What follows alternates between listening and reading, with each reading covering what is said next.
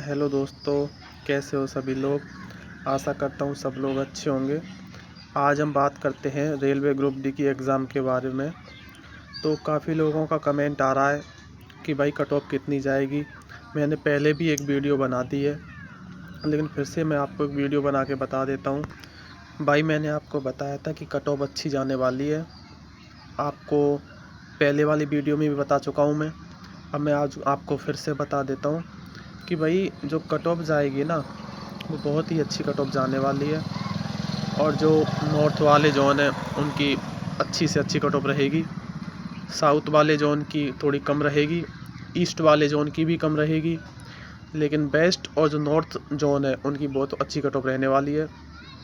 तो मैं आपको बता दूं, सबसे अच्छी कट ऑफ जाती है उन जोनों में। नाम है अजमेर का, चंडीगढ़ का, जिसमें दिल्ली भी आता है, उसके बाद अहमदाबाद का, बिलासपुर का। ये एक ऐसे जोन है जिनमें बहुत ही अच्छी कट ऑफ जाती है। तो मैं आपको बता दूं कि पिछले सेशन में जो कट ऑफ गई थी उससे कोई लेना देना नहीं है। पिछली बार 1 लाख प्लस वैकेंसी थी, उसमें भी आपने देखा होगा कि कट ऑफ एसटी की अप्रॉक्स 50 से 60 के बीच में रही थी मैक्सिमम जोन में।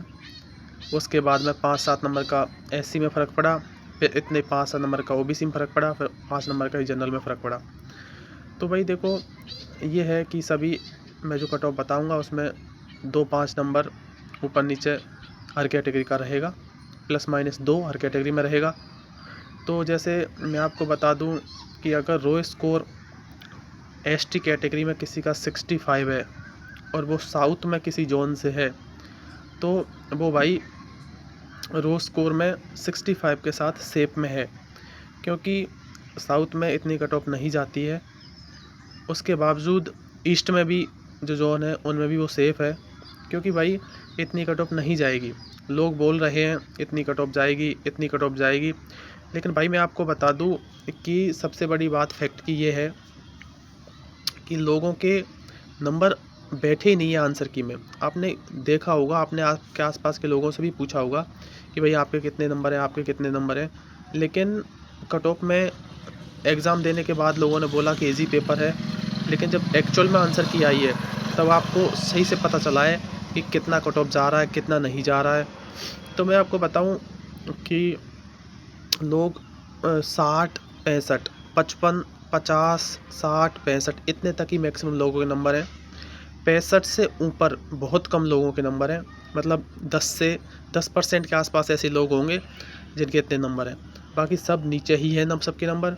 तो आप ऐसे मत सोचो कि कट ऑफ 70 जाएगी, 80 जाएगी, ऐसा कुछ नहीं है। अगर आप ईस्ट में हो, अगर आप साउथ में हो, इनमें आपकी जोन एसटी कैटेगरी में 65 इनफ है, प्लस माइनस 2 करके चलिए। उसके बाद में 5 नंबर एससी में, 5 नंबर ओबीसी में, 5 नंबर ईडब्ल्यूएस में, ऐसे ही कट ऑफ बढ़ेगी। इसी हिसाब से आप देख लेना। जैसे एसटी की 65 जा रही है तो एससी की 3-4 नंबर ऊपर जाएगी, फिर वहीं ओबीसी की 70-72 हो जाएगी, फिर ईडब्ल्यूएस की और जनरल की 75 से 80 के बीच में रहेगी।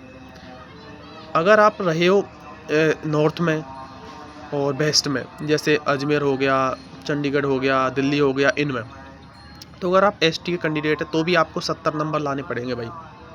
अगर फाइनल का सोच के चल रहे हो, अगर आपका नॉर्मलाइजेशन के साथ में 70 नंबर स्कोर बन रहा है तो आप अच्छी कंडीशन में हैं, चाहे किसी भी जोन में हो। 70 नंबर लाना बहुत बड़ी बात होती है, क्योंकि उसमें 25 साइंस के क्वेश्चन थे, 20 जीके के क्वेश्चन थे। तो 25 और 20, 45 नंबर तो ये थे। मैथ रीजनिंग के 55 नंबर थे। तो भाई नंबर लाना इतना ईजी नहीं है जितना लोग बोल रहे हैं, तो मैं आपको बता दूंगा। और भाई दूसरी वजह कट ऑफ कम रहने की ये भी है कि ग्रुप डी के बाद में, जब ग्रुप डी के टाइम फॉर्म आए थे उस टाइम लोग टेक्नीशियन वाले भी फॉर्म भरे थे, एनटीपीसी वाले भी फॉर्म भरे थे, आरपीएफ वाले भी फॉर्म भरे थे, लेकिन टेक्नीशियन की वैकेंसी क्लियर हो चुकी है।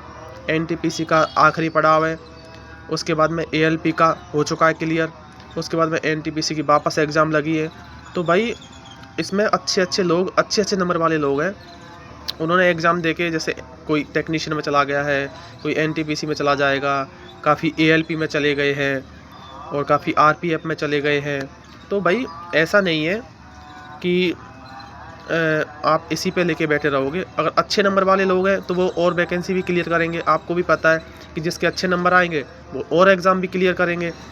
तो ऐसा तो है नहीं कि वो लोग और एग्ज़ाम नहीं देंगे, तो वो लोग और एग्ज़ाम भी देंगे। तो जो ज़्यादा नंबर वाले लोग हैं वो वहाँ भी चले जाएंगे। अब भाई आपको पता है कि आप फिजिकल के लिए 8 गुना लोग पास होने वाले हो। तो मैं आपको बताऊं, अगर जिस कट ऑफ पे आप 8 गुने में पास रहोगे और जो ज़्यादा नंबर वाले लोग हैं वो फिजिकल देने नहीं आते हैं, मेडिकल करवाने नहीं आते हैं, डीबी करवाने नहीं आते हैं, तो उनको लिस्ट से बाहर कर दिया जाएगा। तो फिर उनका जो मेरिट बनेगी तो वो लोग मेरिट में नाम इंक्लूड नहीं कर पाएंगे। जैसे आपकी 8 गुना पास करे हैं फिजिकल के लिए, मान के चलो आपकी कट ऑफ गई 70, तो अगर उन लोगों ने डीबी नहीं करवाया जिसके ज़्यादा नंबर है, कोई अदर पोस्ट पे सिलेक्टेड हो चुके हैं, तो भाई उनका ये है कि उनका लिस्ट से नाम हट जाएगा, तो मेरिट में उनका इंक्लूड होगा ही नहीं, मेरिट में उनका इंक्लूडेशन होगा ही नहीं, क्योंकि भाई वो रहेंगे नहीं तो इंक्लूड काहे का होगा। तो फिर इस वजह से मेरिट भी कम बढ़ेगी। तो 8 गुना पास होंगे, उससे थोड़ी बहुत मेरिट ज़्यादा बढ़ जाएगी, यही तो बात हो सकती है। तो आप बिना मतलब के घबराओ मत। और आपके नंबर मैं आपको बता दूं, अगर एसटी में आपके 65 है, एससी में आपके 68 के आसपास है, ओबीसी में 70-72 नंबर है, यूआर में 75 के आसपास है। अगर रो स्कोर इतना है तो मैं तो सब भाइयों से यही बोलूँगा कि भाइयों अपना फिज़िकल चालू कर दो, टाइम वेस्ट बिल्कुल मत करो, क्योंकि कहीं ऐसा ना हो रिज़ल्ट आ जाए जल्दी से फिज़िकल के लिए आपको बुला लिया जाए, डीबी के लिए बुला लिया जाए, कहीं आपको टाइम ना मिले। क्योंकि भाई मैं इसलिए बोल रहा हूँ क्योंकि अभी गर्मी का मौसम है, अच्छी खासी गर्मी आने वाली है। अगर आप रनिंग की तैयारी नहीं करोगे तो भाई गर्मियों का टाइम में मुश्किल हो जाएगा। अगर आप सोच रहे हो कि रनिंग इतनी आसान है, तो भाई रनिंग इतनी आसान होने वाली है नहीं, क्योंकि आपको पता है राजस्थान में कितना गर्मी रहता है, यूपी में कितना गर्मी रहता है, और इधर दिल्ली वाले क्षेत्र में कितना गर्मी रहता है। तो अगर इन क्षेत्रों में आपके मेडिकल फिजिकल हुआ और अगर दोपहर में आपको दौड़ाया गया तो बहुत सारे भाई ऐसे हैं जो रनिंग नहीं कर पाएंगे। तो भाई जिसके अच्छे नंबर हैं वो अभी से करने लग जाओ। और मेरी तो यही है आपसे गुजारिश कि भाई आप फिजिकल करो और भी एग्ज़ाम की पढ़ाई करो, फिजिकल साथ साथ में करते रहो।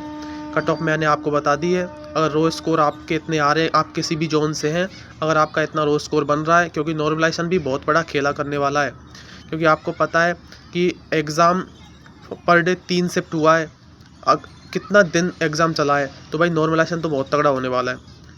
अगर सपोज करो किसी का 65 नंबर है, उसका 10 नंबर बढ़ गया तो वो 75 पे आ गया, तो वो तो श्योरिटी में आ गया ना। और वो पहले बैठा था सोच के कि 65 में क्या होगा, अब 75 आ गया तो वो श्योरिटी में आ गया, उसने फिजिकल नहीं किया, अगर फिजिकल में बाहर हो गया तो ऐसे लोगों को बहुत ज़्यादा नुकसान होने वाला है।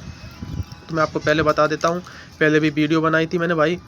तो कोई भी भाई ऐसा है तो इस धोखे में ना रहें कि भाई कितनी कट ऑफ जाएगी, क्या है, मैंने आपको बता दी है, इतने आपके नंबर हैं तो आप तैयारी करने लग जाओ।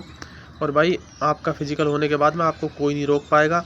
और भाई आज के टाइम में जॉब लेना चाहे ग्रुप डी की हो बहुत मुश्किल है भाई, जॉब हो नहीं रही है। और आजकल धीरे धीरे रेलवे जॉब को धीरे धीरे घटाता जा रहा है, प्राइवेटाइजेशन हो रहा है, प्राइवेट पे कॉन्ट्रैक्ट पे सारे काम होते जा रहे हैं, तो धीरे धीरे एम्प्लॉइयों की जो संख्या है वो कम होती जा रही है। तो भाई आप ध्यान रखें इस बात का। और आप एक काम करो भाई, फिजिकल की तैयारी करो अच्छे से, और कोई भी क्वेश्चन क्वेरी मेरे से पूछ लिया करो। तो कोई भी बात हो तो आप पूछ सकते हैं। ठीक है भाई, धन्यवाद।